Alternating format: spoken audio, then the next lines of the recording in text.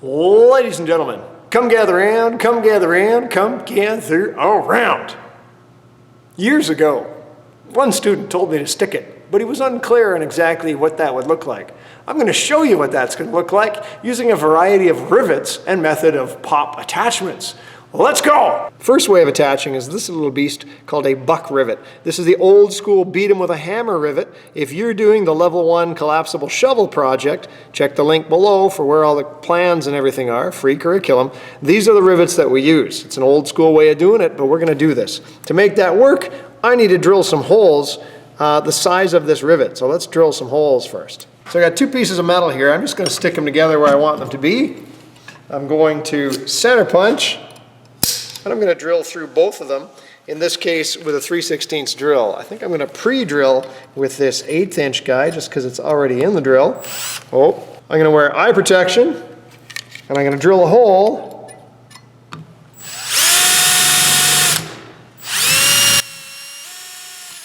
Not the right size though, so I'm going to switch to this guy and drill it the size I need for this particular rivet. You can get these in steel, aluminum, brass, whatever you want.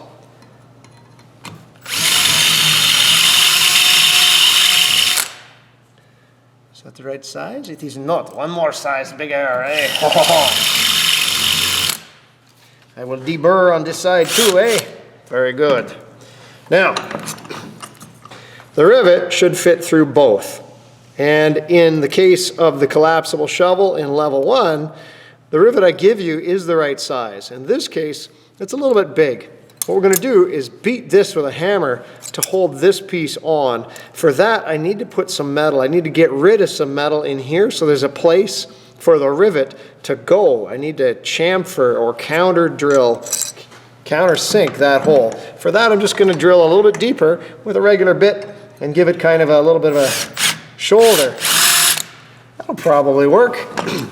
Often I use just a much bigger drill bit. In fact, I think I'm going to do that.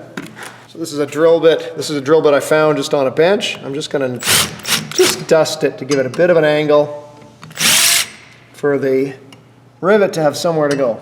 That should probably work. Now, to make this look pretty, I have this little device. I've made these. These are often called a rivet set. And I sharpened a drill bit spherical so that I could give you a bowl shape here. And that is going to gently hold and cradle this beautiful little rivet and hold it there for you. And as you beat it with a hammer, it maintains that beautiful shape. This is going to get beat on, so I'm going to put it in a vise all the way down, clamp her in like this. And the rivet goes like so. I take the 2 pieces with the counter board part up, stick them over top like this, get them all lined up like so. Then I'm going to use a ball peen hammer. I'm going to use the ball end.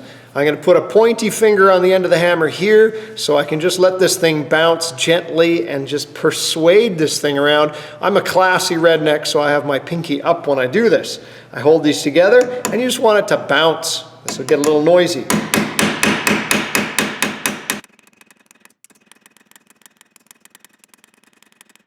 And the 2 pieces are joined together. If you did a good job of countersinking this just right, you'd have enough metal to just squish the whole thing in. This rivet's a bit long. It'll work. You can shape this and make it look pretty too if you want to. Usually it's on the backside, nobody cares. That, on the other hand, looks pretty classy.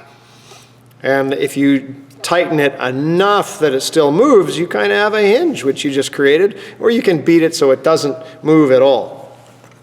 Maybe you don't want it to pivot like this and you want to put in some more holes. That's fine. Let's clamp this back in a vise, because you always want to clamp whatever you're drilling so you don't drill into your hand. Let's put a hole right there, and let's put one right here just for giggles, because I'm feeling giggly. And we're going to drill both of those. I still got my eye protection on.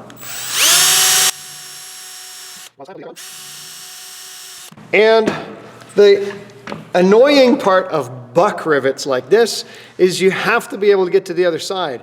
But if you can't actually get to the other side, then they say the other side is blind and you can't actually access it.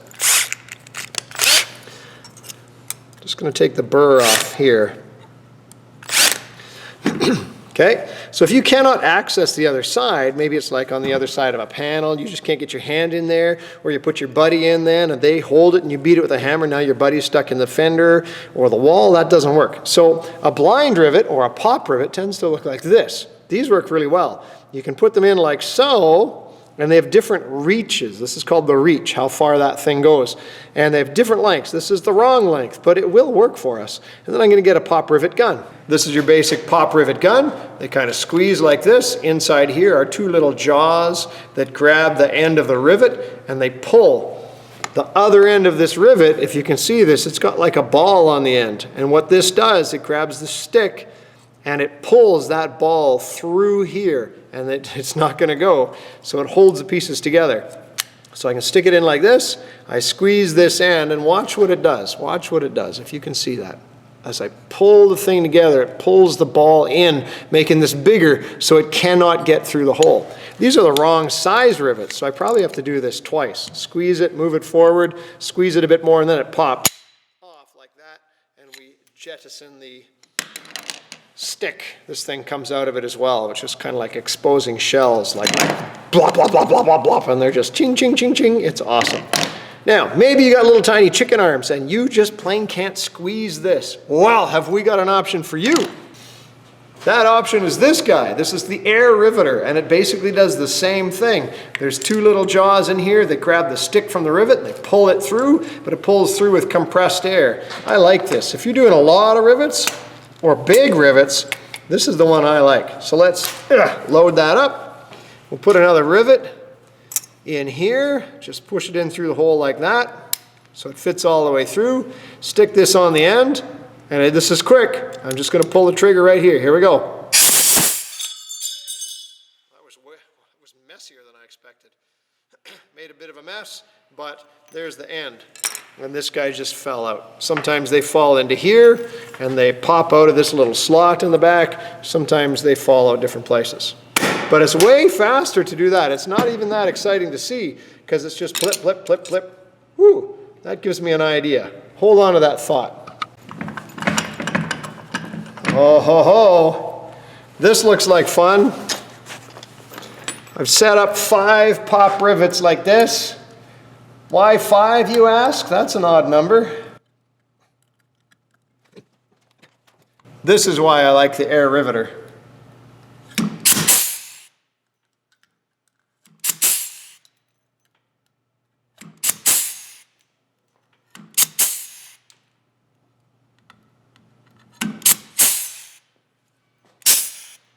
Another rivet that I like to use, but not often, looks kind of like this. I call them riv nuts. You might also see them called nutserts. And basically it's a pop rivet with threads in it. And that's super, super handy. You just got to drill a bigger hole. To do that, I'm going to use a step drill because I do like step drills. Especially for this. Step drills are sweet in sheet metal. Center punch, drill. And make sure you stop at the right size. So that thing fits in kind of like so. What size was that? Oh.